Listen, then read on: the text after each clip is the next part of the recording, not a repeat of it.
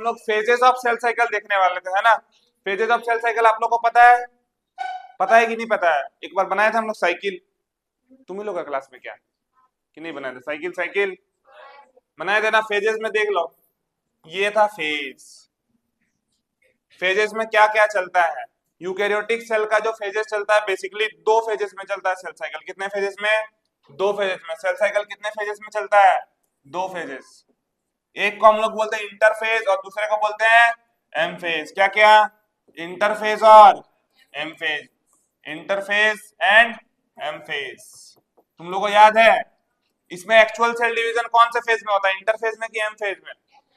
तो ध्यान से देखो, एम फेज जो होता है ना, इस फेज में एक्चुअली सेल का डिवीजन होता है। तो इंटरफेज में क्या होगा? सेल अपने आप को प्रिपेयर करेगा। तो बताओ पहले इंटरफेज होगा कि पहले एम फेज होगा? इंटरफेज के बाद होगा एम फेज। एम फेज के बाद अगेन क्या होगा? एम फेज के बाद अगेन क्या होगा?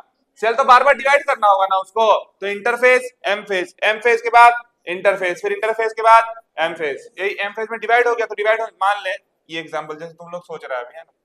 इधर देख, इंटरफेज है, एम फेज हुआ तो सेल डिवाइड हो गया। उसके बाद इस सेल में कौन सा फेज चलेगा? अगेन इंटरफेज, तब जाके नहीं डिवाइड हो पाएगा। फिर एम फेज में डिवाइड होगी। फिर इस सेल में अगेन कौन सा फेज चलेगा? इंटरफेज, तब जाके ये एम फेज कर पाएगा। समझे कि नहीं समझे? तो इसीलिए किसी भी सेल में सबसे पहले क्या होगा? इंटरफेज की एम फेज, और इंटरफेज के बाद एम फेज। इंटरफेज के बाद कौन सा फेज आएगा? एम फेज आएगा। चलिए आगे बढ़ते हैं, पहले इसका थ्योरी लिख लेते हैं, आप लोग को याद होगा शायद। तो सेल डिवीजन में, सेल साइकिल में पहले क्या होगा? सेल का ग्रोथ होगा, उसके बाद डीएनए का रेप्लिकेशन होगा, उसके बाद सेल का डिवीजन होगा। सारा कंटिन्यू प्रोसेस होता है। एक बात तुम लोग बता दे रहे हैं, इसमें कोई गैप नहीं रहता। ये नहीं कि सेल रुकता है, चलो मेरे डीएनए रेप्लिकेशन हो गया अभी थोड़ा आराम करते हैं फिर नेक्स्ट स्टेप करेंगे, पहले सेल ग्रोथ होगी। नहीं, सारा काम कंटिन्यूअस प्रोसेस में चलता है। हम लोग उसको अलग अलग फेजेस में बांटे। ध्यान से सुनो इस बात को, cell cycle is a continuous process. Cell का ग्रोथ होना, डीएनए का रेप्लिकेशन होना, उसके बाद डीएनए का रेप्लिकेशन होने के बाद सेल का डिवाइड होना, ये लगातार प्रोसेस है। हम लोग उसको अलग अलग फेजेस में बांट दें ताकि हम लोग उसको अच्छी तरीके से पढ़ सके। समझ रहे हो बात को? हम लोग बांट दिए फेजेस में। हालांकि सेल कभी रुकता नहीं है कि सेल तुम्हारा सेल का ग्रोथ हुआ उसके बाद डीएनए रेप्लिकेशन के लिए 2 मिनट रुकेगा, नहीं, वो लगातार चलते जा रहा है। एक काम हुआ, दूसरा काम, दूसरा काम, तीसरा काम, चौथा काम, ये लगातार होते जा रहा है।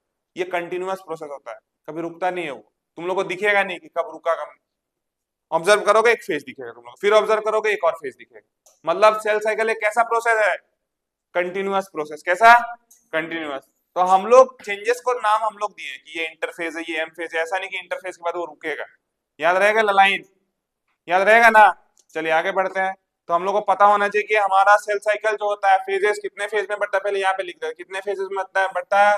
2 फेजेस में। कौन कौन सा?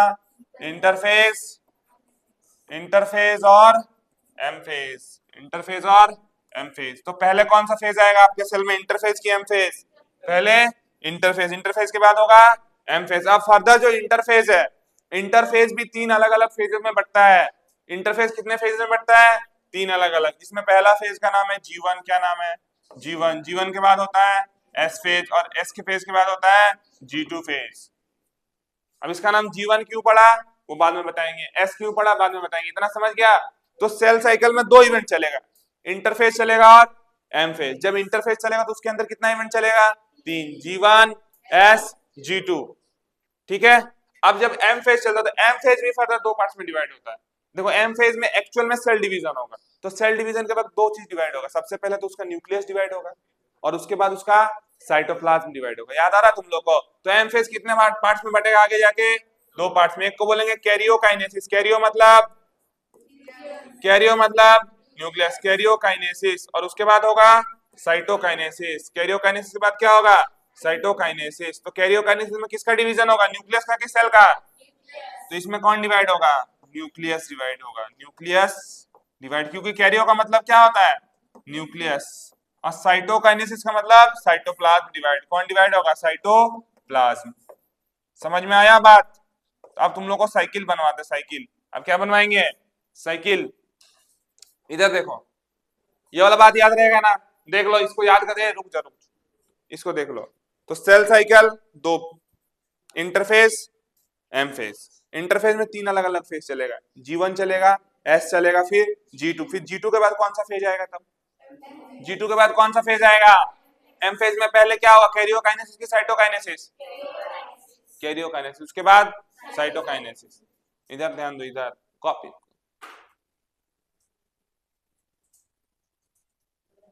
मोबाइल में क्या है? अरे हमको दिख ही नहीं दे रहा मोबाइल है, इसीलिए चीटिंग कर लेता सबको आराम से। मोबाइल यहाँ रख के चीटिंग होता है, समझे? इधर ध्यान दो, बहुत इंपॉर्टेंट पढ़ा, छूट गया ना पूरे 12th क्लास खत्म हो जाएगा। बार बार बता दे रहे तुम लोग को, एक बार इसको इसको नहीं लिखते, इसको लिख चुके हम लोग, है ना। आगे बढ़ते देखो, अब सर्कल बनाते, सर्कल। सर्कल में सेल साइकिल में हम लोग पहले क्या बनाएंगे बताओ तो? साइकिल ऐसे बांटे थे ना हम लोग, याद आ रहा तुम लोग को? पहले इंटरफेस की पहले एम फेज। तो अगर हम यहाँ पे G1 लिखते हैं, क्लॉकवाइज घुमाएंगे, इधर अगर G1 लिखते हैं तो इधर क्या लिखेंगे? एस के बाद क्या लिखेंगे? G2, और G2 के बाद M। तो साइकिल कुछ इस तरह से घूम रहा, क्लॉकवाइज की anti clockwise? Clock anti clock समझता है ना? ठीक है, तो ये वाला बहुत ध्यान से याद रखना, ये वाला G1 के बाद क्या होगा? S के बाद G2, G2 के बाद M। इसका नाम G1 क्यों पड़ा पता है? M और S के बीच का नाम है G1, गैप 1।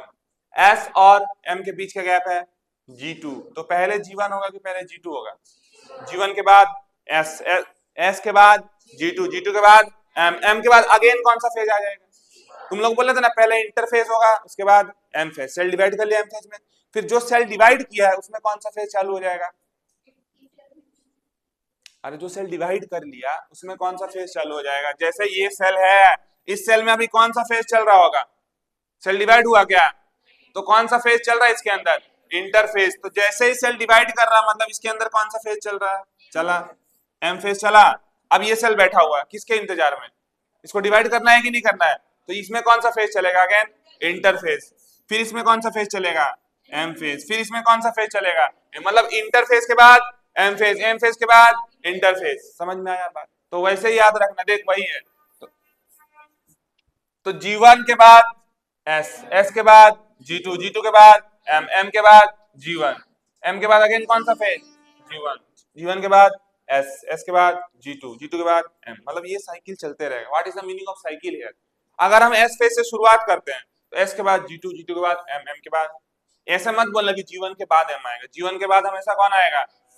G1 के बाद S के बाद G2 से पहले, S से पहले और G1 से पहले, G1 के बाद, समझे ना? G1 के बाद ऐसा G1 मतलब गैप 1।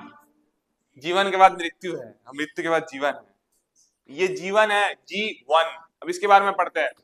चलिए यहाँ पे S लिखा हुआ है, S फॉर सिंथेसिस। S का फुल फॉर्म क्या है? सिंथेसिस। किसका सिंथेसिस करवाना है सेल साइकिल के टाइम में हमें? किसका? डीएनए का ना। आप लोगों को पता है ना डीएनए डबल करना, बनाना है डीएनए। तो एस फेज में क्या बनेगा? डीएनए। तो DNA replication occur in which phase? ये कौन सा सेल का बात हो रही है? यूकैरियोटिक सेल की प्रोकैरियोटिक सेल? तो तुम लोग से सवाल पूछेगा, in eukaryotic cell DNA replication occur in which phase?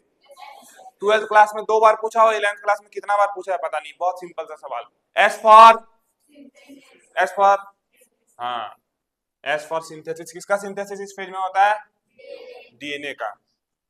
चलिए अभी हम लोग देखेंगे यूकैरियोटिक सेल के सेल साइकिल के फेजेस। सबसे पहले कौन सा फेज के बारे में लिखेंगे हम लोग? एम फेज के बारे में लिख लेते हैं। कौन सा फेज? किधर भी लिखो कोई दिक्कत है, लेकिन सीक्वेंस में लिखना है। अगर पहले एम लिख रहे तो एम के बाद क्या लिखेंगे? एम के बाद क्या लिखेंगे? G1, और G1 के बाद G2, G1 के बाद S। G2 नहीं लिखेंगे, अरे G1 के बाद G2 आता है ना।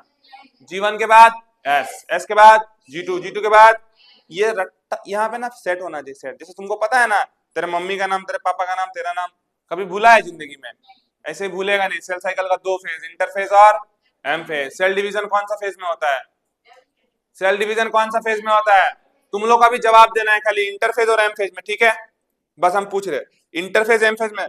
बताओ सेल डिवीजन कौन सा फेज में? DNA replication, DNA replication, nucleus division, nucleus का डिवीजन, सेल का ग्रोथ, सेल प्रिपेयर, सेल का डिवीजन, बोल दिया ना। अब डिटेल में जाएंगे। देखो तो पहले एम फेज लिखेंगे। कौन सा phase? M phase. M phase के बारे में लिखते जाते। साइकिल को बना लो। साइकिल बनाया ना तुम लोग, 10-20 बार तुम लोग बनाने बोले थे मेरे को, जैसे जहां तक याद आ रहा। 11th में बोले थे कि नहीं बोले थे? बोले थे ना। अच्छा लाइट का दिक्कत हो रहा ना, यहाँ पे एक पर्दा लगा दे। पर्दा नहीं मतलब सिंपल एक फ्रेम आता है, उसको ना चिपका देंगे ऊपर में ऐसे करके, तो लाइट तुम लोग की तरफ नहीं जाएगा। बस मेरे तरफ रहेगा, करवाएंगे, रुक जाओ। M phase, actual cell division occur, actual cell division occur, it is most important phase of cell cycle, it is most important phase, it is most important phase of cell cycle, सबसे important phase है ये। अगर cell divide ही नहीं करेगा तो कहेगा cell division. इसमें कहाँ चेंज होता है और सबसे ज्यादा चेंजेस इसी फेज में शो होगा। एंड मोस्ट चेंजेस अगर, क्योंकि सेल डिवाइड करता हुआ दिखेगा कौन सा फेज में, एम फेज में, तो सबसे ज्यादा change and most changes occur in this phase, and most changes occur in this phase, इस फेज में सबसे ज्यादा चेंजेस आपको दिखाई पड़ेंगे।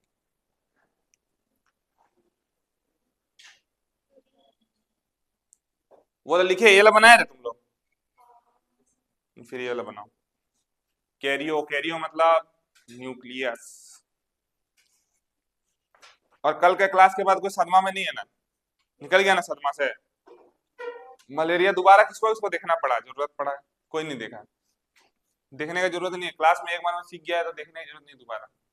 कल कौन नहीं आया था, तुम नहीं आ रही तो तुम भी नहीं आई थी, जो नहीं आ रहा लोग देख रहे हो कि नहीं, मिस करोगे फिर।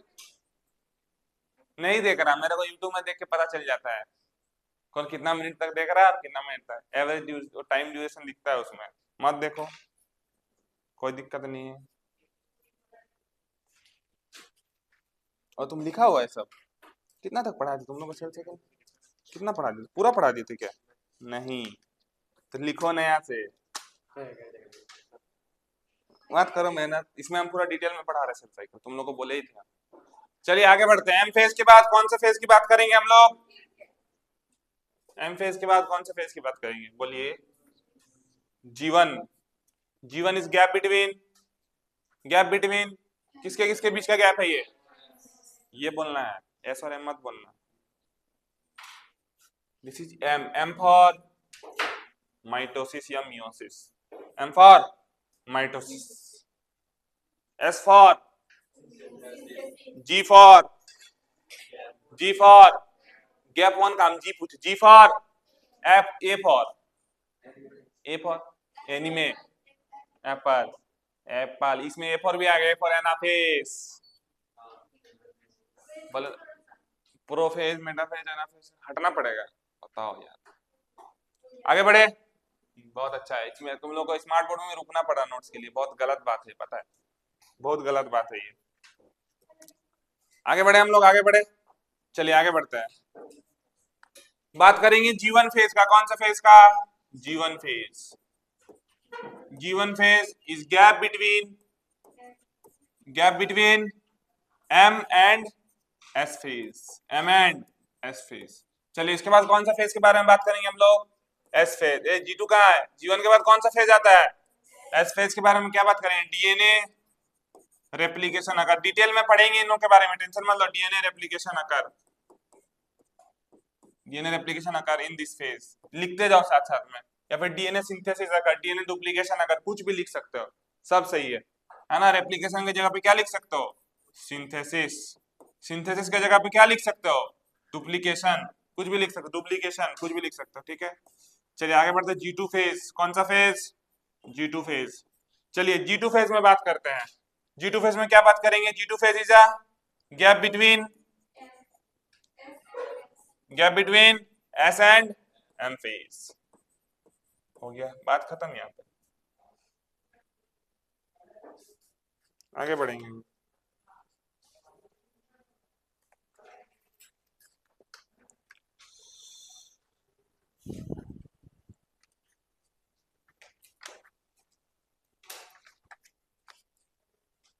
अब तुम लोगों को कुछ फैक्ट बताएंगे, तुम फैक्ट बता के तुरंत लिखा के फिर आगे बढ़ेंगे। इसको लिखो, इसको लिखो। ये सेल साइकिल का नया सा नोट्स बनाना है आप लोग को, जो 11th में पढ़ाया था उसका, वो तो हम कुछ नहीं पढ़ा, वो बस जैक बोर्ड के लिए पढ़ाया था, उसमें से आया भी नहीं था शायद। इस बार का तुम लोग का 11th सबसे घटिया गया था, लेकिन इस बार का 12th नहीं जाएगा तुम लोग। इसको बोल कल शाम को आप लोगों को कुछ हम बताए थे, कहाँ थे तब आप? इसी को बताए थे। ये बायोलॉजी बेसिक्स चल रहा ना, इसको अलग से कॉपी में बनाना था, बताए थे। हाँ, बस अलग से कॉपी में बनाना, कोई बात नहीं। ये सब सवाल ना क्लास के बाद पूछा करो, क्योंकि हम कल बता चुके थे, तेरा ही ये होता है, सबको बोला कि इसको याद भी नहीं रहता। चलिए आगे बढ़े, अब हम लोग सीधा सीधा इंटरफेस होने। चलिए आप लोग से एक सवाल हम पहले भी पूछ चुके थे, अब भी पूछेंगे। आप लोग पार्टी में कितना देरी के लिए जाते हैं? 1 घंटा 2 घंटा? उसके लिए रेडी कितना देरी पहले से होता है? हाँ, ये 4 दिन पहले से, कि इसका शादी है, ये वाला ड्रेस, ड्रेस के साथ ये मैचिंग, वो मैचिंग, ये मैचिंग होना चाहिए, नहीं है तो हम नहीं जाएंगे, मम्मी हम नहीं जाएंगे। लड़की लोग का बात हो, लड़का लोग का यार सवाल ही नहीं पूछा जा रहा, लड़का लोग तो बिना मुंह धोए भी चल जाता है। सही बात है, गलत बात है? नहीं, आजकल का कुछ लड़का लोग पीछे वो लोग घूम रहा है, कुछ कुछ लड़का लोग मैच करता है, लेकिन हम लोग नहीं करते हैं। लड़की लोग का होता है ना, शादी आज है लेकिन उसके लिए प्रिपरेशन, शादी उसका भी नहीं है, उसका कोई दूर का रिश्तेदार का शादी है, लेकिन प्रिपरेशन 1 महीना पहले से। तो प्रिपरेशन में, मेकअप करने में प्रिपरेशन में ज्यादा टाइम लगा कि मेकअप दिखाने में ज्यादा टाइम लगा? प्रिपरेशन, क्योंकि शादी तो एक शादी भले ही तुम 1 महीना पहले से तैयारी करो, शादी तो एक दिन के लिए होगा, शादी का रिचुअल्स एक ही दिन में खत्म हो जाएगा, तुम भले ही 1 महीना से प्रिपेयर कर क्यों ना रहे हो, वही होता है ना। तो सेल भी बिल्कुल तुम ही लोग जैसा व्यवहार शो करता है। हाँ, सेल का डॉटर सेल होता है ना, क्रोमेटिड का सिस्टर क्रोमेटिड होता है ना, बिल्कुल। हाँ, सेल को महिला महिला माना गया है, फीमेल माना गया है, समझ रहे हो? कोशिका समसूत्री, सूत्री कहा जाता है, सूत्री विभाजन। माइटोसिस को हिंदी में समसूत्री विभाजन कहा जाता है, और मियोसिस को अर्धसूत्री विभाजन कहा जाता है। फीमेल से जोड़ा गया इसे। तो तुम लोग को इतना पता है कि इसका 2 फेज होता है, इंटरफेज और एम फेज। कौन कौन सा फेज होता है इसका? इंटरफेज, इंटरफेज और एम फेज। कौन कौन सा फेज होता है? इंटरफेज और एम फेज। इसमें से कौन सा फेज में वो खुद को प्रिपेयर करता है, इंटरफेज में कि एम फेज में? तो ज्यादा समय किसमें लगेगा? इंटरफेज में। और कम समय किसमें लगेगा? एम फेज में। इंटरफेज में मोर टाइम, टाइम ज्यादा लगेगा, और यहाँ पे टाइम कम लगेगा। तुम लोग एक बात बता दे, अगर कोई सेल 24 डिवाइड करने में 24 घंटा लगा रहा, कितना घंटा लगा रहा? तो 23 घंटा तो उसका इंटरफेज में जाएगा। 23 घंटा किस में जाएगा? इंटरफेज में। और केवल 1 घंटा के लिए वो डिवाइड करेगा, मतलब 1 घंटा में डिवीजन खत्म हो जाता है। लेकिन उसके लिए प्रिपेयर कितना घंटा किया वो? 23 घंटा। अगर 24 घंटा उसका डिवीजन का टाइम है, मतलब ये मोर देन 95% समय लगाता है इंटरफेज में। कितना परसेंट? मोर देन 95% टाइम किसमें लगाता है? इंटरफेज में। ये डिटेल्स हम लिखवा देंगे नोट्स, अच्छा से टेंशन मत लो, बस सुन लो ध्यान से। तो अगर कोई सेल में इंटरफेज और एम फेज चल रहा है, तो ज्यादा समय किसमें लगेगा? इंटरफेज में। कम समय कितना किसमें लगेगा? M phase. Cell actually divide होता हुआ कब दिखेगा? एम फेज में। तो रेस्टिंग फेज किसको बोलेंगे? रेस्टिंग फेज क्यों बोले इंटरफेज को? बोलो तो क्योंकि उसमें सेल डिवाइड होता हुआ दिख रहा है। तुम लोग शादी में प्रिपेयर होके गए, तब जाके बोला ये रेडी हुई। तुम जब रेडी हो रहे थे कोई देखा था क्या? बोल रहा था कि ये इतना इतना दुकान से ये खरीदी वो खरीदी, बेचारे कितना मेहनत की है, कोई देखता है मेहनत? नहीं देखता है। उस टाइम क्या बोलता है? घर में आराम कर रहा है, बोलता है ना। लड़का लोग को शादी से पहले कितना काम होता है, ये सामान ला वो ढोड। लड़के लोग का कुछ नहीं, घर में सबको बोलते हैं लोग तो आराम कर रही है, लोग आराम कर रहे होते हैं क्या? लेकिन दूर से क्या दिखाई पड़ती है कि वो लोग आराम कर रहे हैं। इसीलिए इंटरफेज और एम फेज में रेस्टिंग फेज किसको बोलेंगे? इंटरफेज। क्योंकि इस टाइम सेल कुछ करता हुआ दिखाई नहीं देता है, बस वो खुद को क्या कर रहा होता है? प्रिपेयर। और एक्चुअली डिवीजन कब होता है? M phase. ये बात याद रहेगा, याद रहेगा। तो चलिए स्पीड से 2-4 सवाल पूछ के आगे बढ़ते हैं। हालांकि मेरे को जहां तक याद आ रहा, 11th में सब पढ़ा दिया, तो तुम लोग इसीलिए स्पीड में जवाब दे पा रहा। जो लोग 11th नहीं पढ़ा वो लोग फिर भी ध्यान से सुनो। इंटरफेज और एम फेज में ज्यादा समय किसको लगेगा? एक्चुअल सेल डिवीजन किसमें होगा? रेस्टिंग फेज किसको बोलेंगे? क्योंकि उस टाइम सेल डिवाइड होता हुआ नहीं दिखता है, इसीलिए उसको बोलेंगे रेस्टिंग फेज। लेकिन ज्यादा समय कौन लगा रहा? तो दोनों का एक दूसरे से कोई कनेक्शन नहीं है। ज्यादा समय लगा रहा है इसीलिए रेस्टिंग फेज नहीं बोल रहे उसको। ज्यादा समय लगा रहा तो ज्यादा काम कर रहा है ना, ऑब्वियसली। लेकिन ये इंटरफेज में कुछ करता हुआ दिखता ही नहीं है, चुपचाप सेल बैठा हुआ दिखता है, इसीलिए इसको कहा गया है रेस्टिंग फेज। लेकिन ज्यादा समय कौन लगा रहा है? इंटरफेज। एक्चुअल सेल डिवीजन कब हो रहा है? M phase. डीएनए रेप्लिकेशन कब हो रहा है? नहीं, डिटेल जाओ। डीएनए रेप्लिकेशन कब हो रहा है? इंटरफेज का कौन सा फेज? अभी पढ़ा लिखा दिए ना अभी, ये तो लिखा तो लिखा चुके हैं ना अभी। ठीक है, चलिए अभी इंटरफेस के बारे में डेफिनेशन लिखते हैं आराम से। हेडिंग लिखिए इंटरफेस। इंटरफेस, ये कॉन्सेप्ट समझ में आ गया ना सब कोई को? तो अगर हम तेरा, रुक जाओ, अगर हम तेरा बॉडी का कोई सेल को निकाल, तेरा बॉडी का 10 सेल निकालेंगे, इधर ध्यान दो, तेरा बॉडी से हम कितना को सेल निकाले? 10। 10 में से मैक्सिमम सेल मुझे कौन सा स्टेज में दिखेगा, इंटरफेज में कि एम फेज? पक्का? उस पत्ता में से कुछ सेल निकालेंगे और सेल को देखना चाहेंगे तो सेल कौन सा फेज में दिखेगा? क्योंकि ज्यादातर समय वो किस फेज में रहता है? इंटरफेज। हो सकता है 10 में से एक आध हमको दिख जाए एम फेज में, हो सकता है उसका डिवीजन का टाइम हो। समझ में आया? वो गलती से हो सकता है। तो हम लोग कुछ सेल्स को काटेंगे, अभी कुछ केमिकल्स नहीं मिल रहा सेल को देखने के लिए, केमिकल्स हम जल्दी मंगाते हैं, उसके बाद हम लोग माइक्रोस्कोप का यूज करना भी शुरू कर देंगे, जैसे सेल्स वगैरह बोल देना डायरेक्ट दिखा देंगे। ठीक है, चलिए। अगर कोई जानता है कि साक्षी में कहाँ पे केमिकल्स मिलता है प्रैक्टिकल का रिगार्डिंग, कुछ नहीं, कॉलेज का मैम से पूछना ना, उनको नहीं पता होगा, छोड़ दे, नहीं पता होगा, वीडियो नहीं पता होगा वैसे भी फिर पूछ लेना केमिकल्स का। हालांकि मेरे को कोई एड्रेस पता नहीं, रांची का मेरे को पता, अब रांची कौन जाए, रांची से एक तो केमिकल वो थोड़ी भेजेगा जहां से हम मंगाते हैं। उस टाइम हम केमिकल सब लाए नहीं, तब सेल को देखने के लिए मुझे सेफ्रानिन चाहिए, आयोडीन चाहिए, ये सब चाहिए, शुगर सॉल्यूशन चाहिए, कुछ कुछ चीज चाहिए होगा, लेकिन अब वो सब मिलेगा तभी हम, क्योंकि सेल डायरेक्टली माइक्रोस्कोप में नहीं दिखाई देता, ये बात याद रखना, उसको स्टेनिंग करना पड़ता है। स्टेनिंग समझते हो ना? कलर डालना पड़ता है उसमें, उसके बाद वो दिखाई देता है। सबको एक पेंट ब्रश खरीद लिया ना, पेंट ब्रश खरीद लिया है, बोले थे ना, खरीदा हुआ है ना? आप प्रैक्टिकल जिस दिन होगा एक दिन पहले बोलेंगे कि प्रैक्टिकल है, कल लेके आना है सारा सामान। और जिसके पास नहीं होगा, फिर तुम लोग को बोले थे बायो बॉक्स बनाने के लिए, उसमें हम लिख दिए थे, आप मेरे को याद नहीं हम क्या क्या लिखने बोले थे उस टाइम, बोल दिए थे जिसको पता नहीं है आसपास से पूछ के पता कर लो बायो बॉक्स में क्या क्या चीज रखना था, बोल दिए थे, बोले थे ना? कब बोले? Yes, interface. एक स्लाइड भी बांट देंगे तुम लोग को, इंटरफेस। चलिए अब छोड़ो छोड़ो छोड़ो। तो सेल देखने के लिए मुझे कुछ सॉल्यूशंस की जरूरत है, अभी भी वो सॉल्यूशन अभी तक हम मंगाया नहीं, सच बोल रहे हैं जो बोलते हैं, जिस दिन वो आ जाएगा हम लोग सेल निकाल निकाल कर देखेंगे, माइटोसिस मियोसिस का स्लाइड्स भी आता है प्रॉपर्ली, वो भी देखेंगे। ठीक है, चलिए। और कोई किताब, तुम प्रैक्टिकल किताब खरीद ली? कब? हम ही खरीदेंगे, ठीक है। चलिए, इसका एकदम देसी वाला डेफिनेशन लिखा रहे हैं। हाँ, gap between the end of cell division, end of cell division. देख लो ये डेफिनेशन समझ में आएगा कि नहीं, बोलना नहीं आया तो इससे और सिंपल वाला लिखा देंगे, end of cell division and start of next division, start of next division. मतलब क्या समझे तुम लोग? मतलब क्या समझे? मतलब एक डिवीजन के एंड होने के बाद और दूसरा डिवीजन के एंड होने से, स्टार्ट होने से पहले का जो गैप है उसको बोलेंगे इंटरफेस। बोले था ना, इंटरफेस के बाद कौन सा फेज आएगा?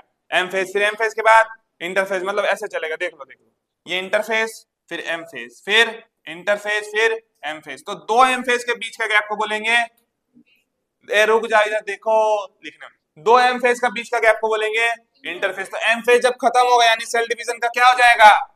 एंड हो जाएगा। और एम फेज जब स्टार्ट होगा यानी सेल डिवीजन का क्या हो जाएगा?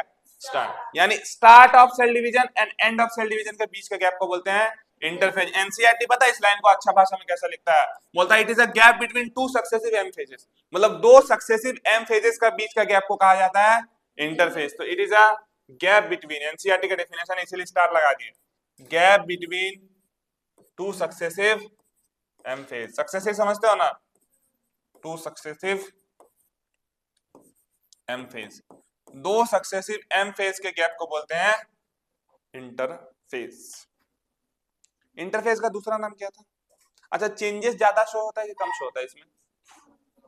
लिख लो पहले, लिख लो फिर आराम से चलते हैं, टेंशन मत लो, लिख लो आराम से, लिखो। हो गया?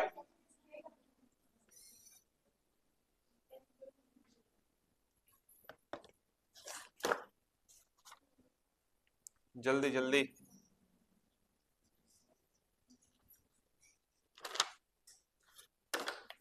लिख लिया? जल्दी लिख लिया? आगे बढ़े आगे बढ़े, इधर देखो अगला, इसमें लिखेंगे कि since less change so as compared to m phase, as compared to m phase, as compared to m phase. Therefore this phase is also called resting phase. इस phase को also हम लोग क्या बोलते हैं? Resting phase, also called resting phase. Resting phase हो गया? कोई दिक्कत? This phase is also called resting phase.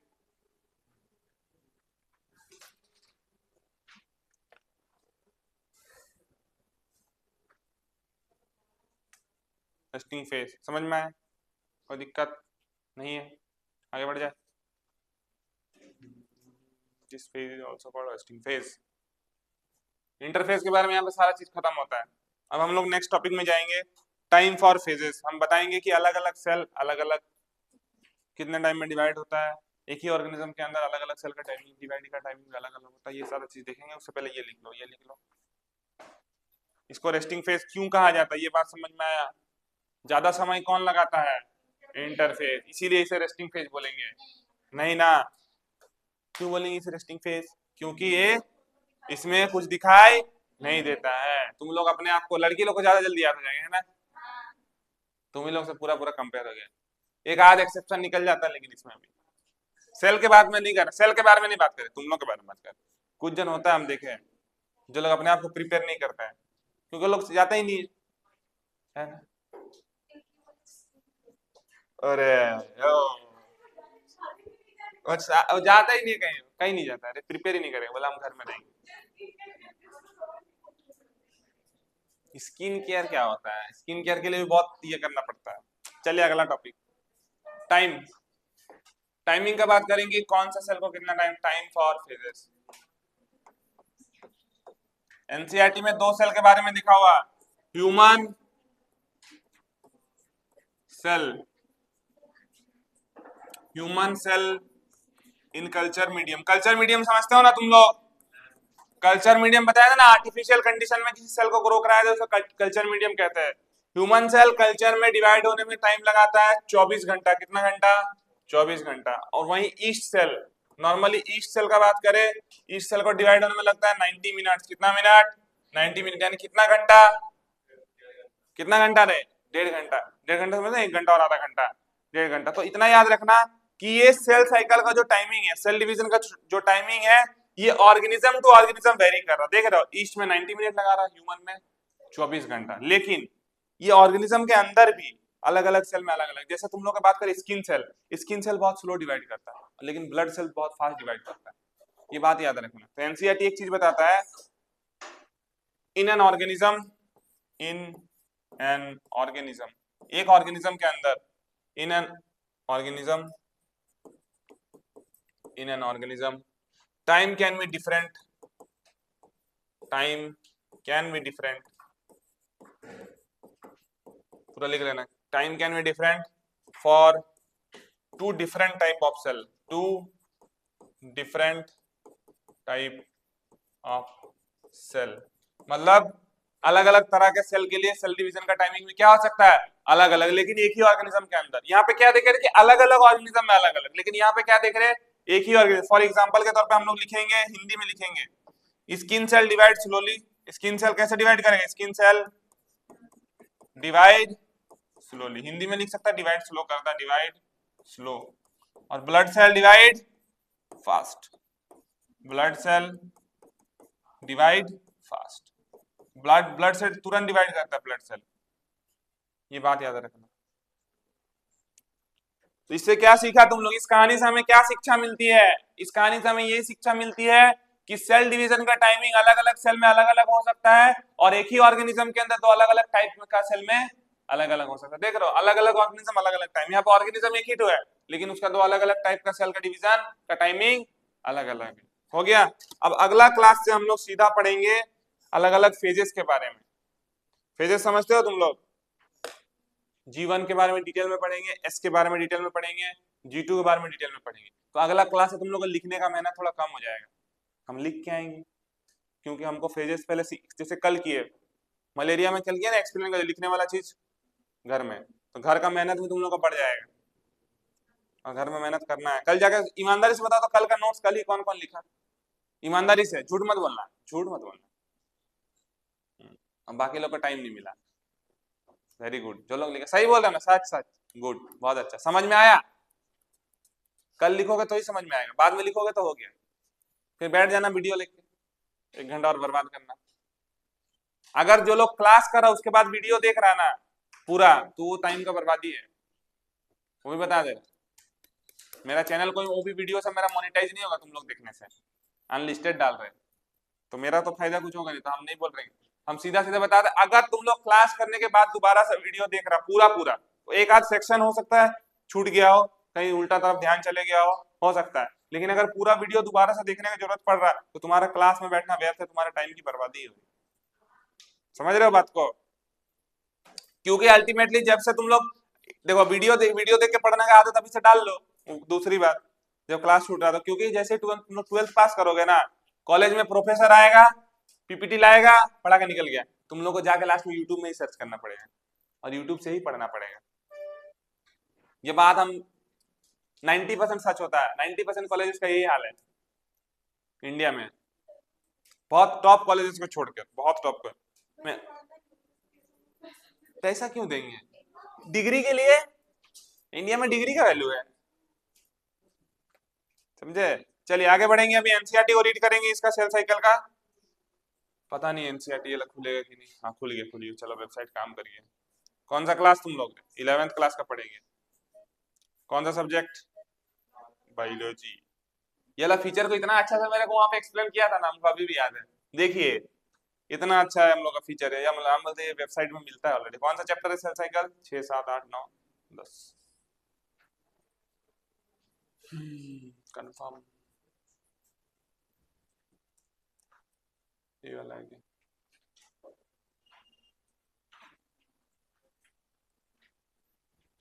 आया, आ गया। चलिए पढ़े सेल साइकिल। क्या बोलता है? इधर दिखाई दे रहा है सबको? इसको बंद कर देता, ठीक है दिखाई देगा, इसको बंद कर देता। क्या लिखा हुआ है? As you aware that all organism even the largest start their life from a single cell. क्या ये बात हम पहले बता दी? सबको हम लोग है ना, बड़े वाला ऑर्गेनिज्म, हम लोग अपना जीवन का शुरुआत कहां से करते हैं? सिंगल सेल से। You may wonder how a single cell then goes to form such large organism. तुमको ये जान के आश्चर्य होगा कि एक सिंगल सेल से इतना बड़ा ऑर्गेनिज्म कैसे बन जाता है। तुम लोग को ये बात पता है? सेल ग्रोथ करता है और रिप्रोडक्शन करता है, यानी सेल ग्रोथ करता है और डिवीजन करता है, जिससे एक सिंगल ऑर्गेनिज्म से growth and reproduction are the characteristic of cell indeed of all living organism। सारे लिविंग ऑर्गेनिज्म में ये प्रॉपर्टी रहता है कि उसका सेल ग्रोथ करेगा और रिप्रोडक्शन करेगा। What is the meaning of reproduction यार? डिवीजन। सेल एक है, एक सेल से 2 सेल बनेगा, वही बोलता है।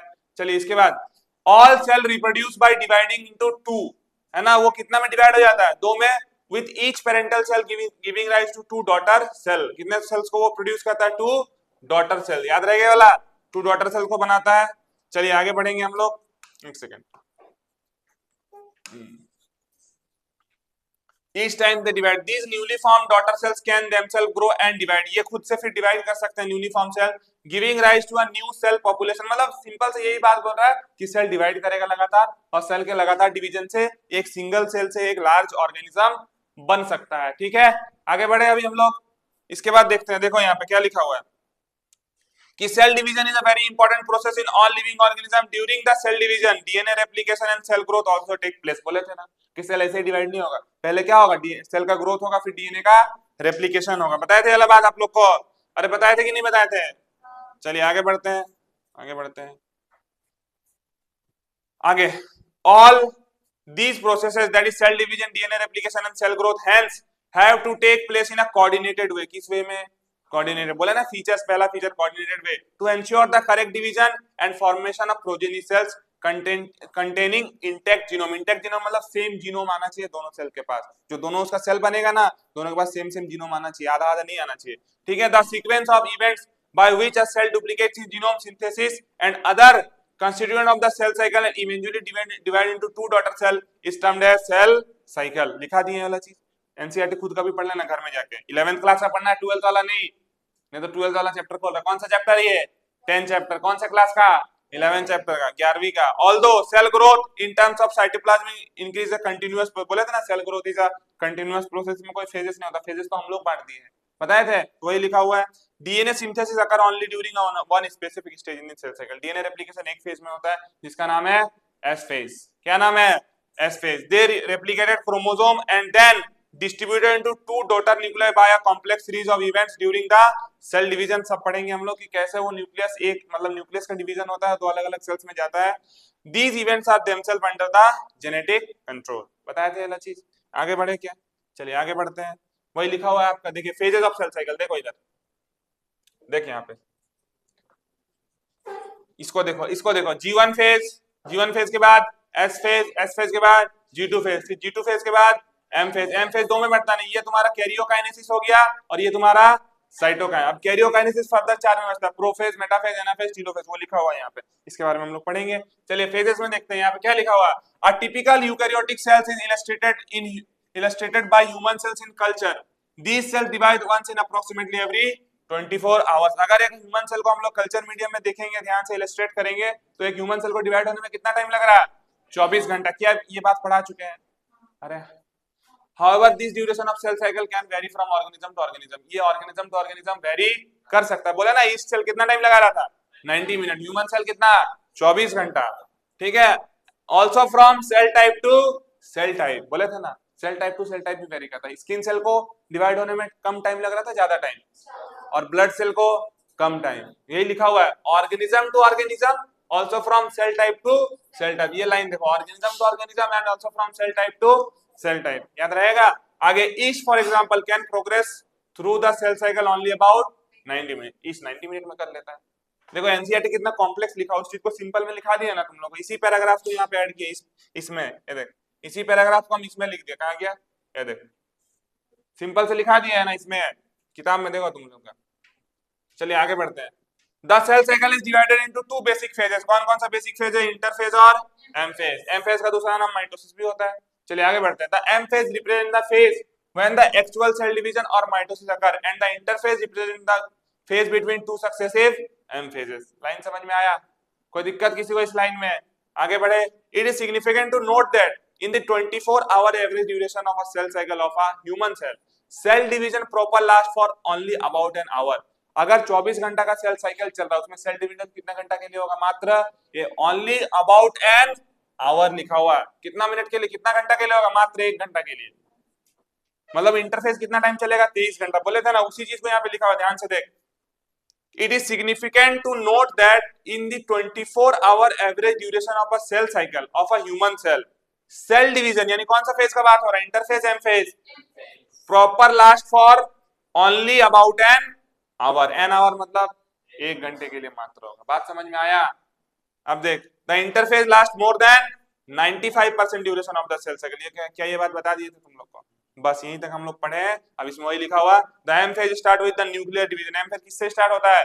न्यूक्लियर। मतलब एम फेज किसमें पड़ता है? Corresponding to the separation of daughter chromosome, that is called karyokinesis. Usually ends into a division of cytoplasm, that is called cytokinesis. The interphase, though called the resting phase, is the time during which the cell is preparing for division। Cell अपने आप को क्या कर रहा है उस time पे?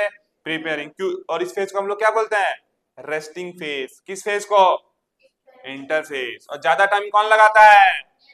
हैं? ज्यादा टाइम कौन लगाता है?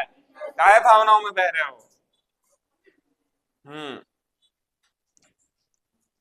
हो गया।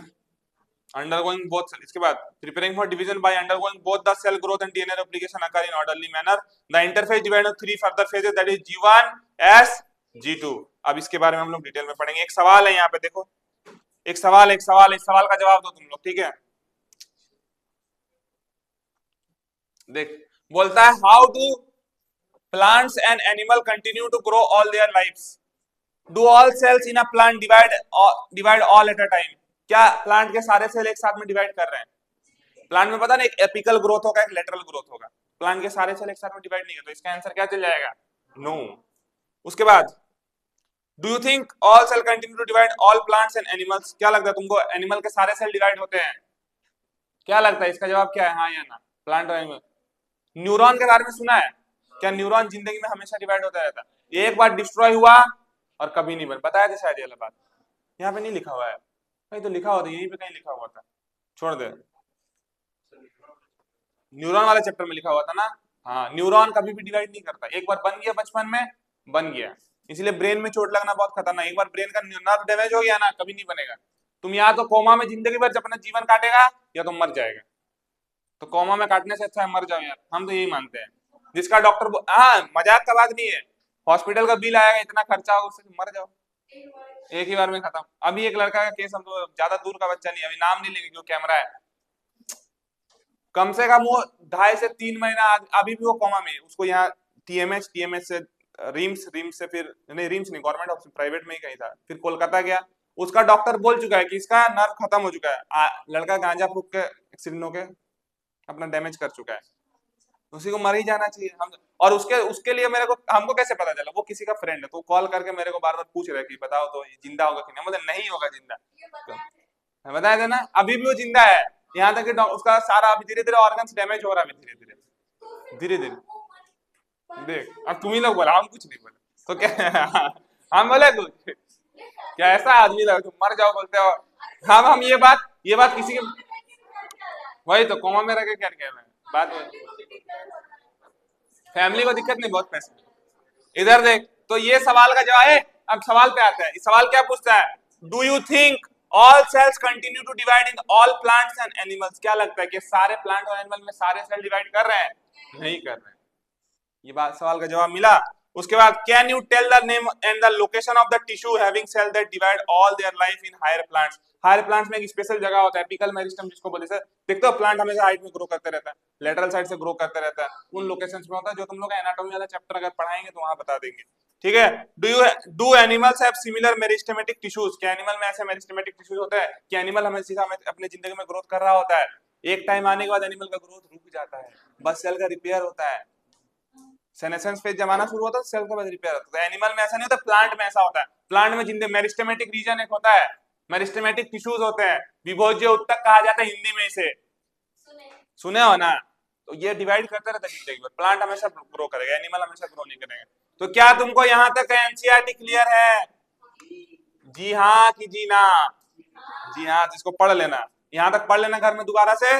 इसका आज हम क्वेश्चन भेजेंगे टेलीग्राम, इसका डेली टू डेली क्वेश्चन जाएगा, नहीं भेजे रात के 12 बजे तक तो एक बार मैसेज डाल देना कि बेसिक बायोलॉजी का क्वेश्चन सेंड कीजिए। और आप लोग को टेलीग्राम ग्रुप तुरंत ज्वाइन भी करना है, लिंक भेज देते 4 दिन बाद ज्वाइन करता है, ठीक है। चलिए अब करते हैं थैंक यू, अरे उतना थैंक यू। चलिए कैमरा बंद, लाइट बंद, एक्शन बंद।